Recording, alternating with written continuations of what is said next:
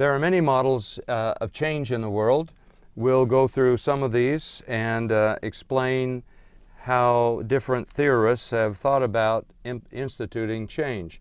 Perhaps one of the early thinkers was Kurt Lewin, who said there were 3 steps. You have to unfreeze old habits, retrain new ideas, and then refreeze them. In today's world, with the rapidity of change, we might change Lewin's model to think, well, maybe we need to disrupt or unfreeze old habitual routines. We've talked about that. Retrain new habitual routines.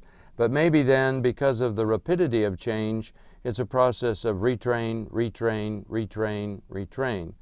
That we don't have the luxury in today's world of refreezing into a new set of habits.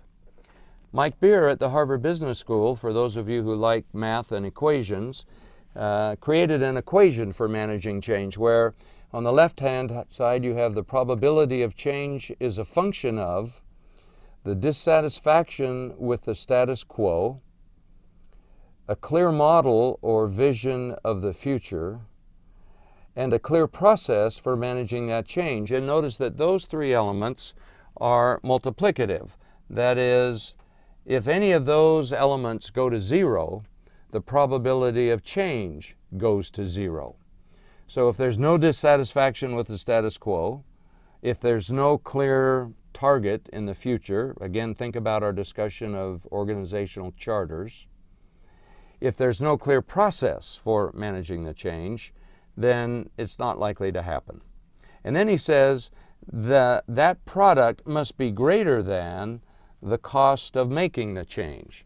So whatever people are giving up, whatever people are losing, whatever people are destroying in the past in order to go to the future, if that is too dear or too valuable to them, again, we're talking about Vebs here, if it's too valuable to them, then they're not likely to make that change.